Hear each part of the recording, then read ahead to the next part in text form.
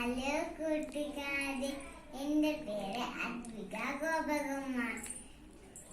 ഞാനിന്ന് നിങ്ങളെ ഒരു കഥ പറഞ്ഞു കേൾപ്പിച്ചു തരാം. മണ്ണാങ്കട്ടയും കരിയിലയും നല്ല കൂട്ടുകാരായിരുന്നു. അവർ കുറേ ദിവസങ്ങൾ കഴിഞ്ഞതിന് ശേഷം ഒരിടത്ത് യാത്ര ചെയ്തു. അന്നപ്പോ ഭയങ്കര കാറ്റ് വന്നു. അന്നപ്പോ കരിയില പറന്നു പോവില്ലേ?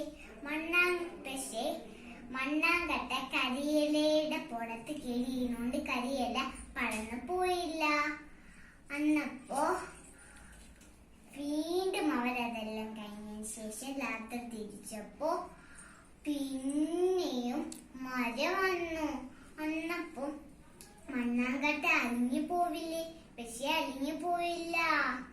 അതെന്തുകൊണ്ടാന്ന് വെച്ചാൽ കരിയില മണ്ണാങ്കട്ടയുടെ പുറത്ത് കിഴിയിരിപ്പുള്ളതുകൊണ്ട് മണ്ണാങ്കട്ട അലിഞ്ഞു പോയിട്ടില്ലായിരുന്നു.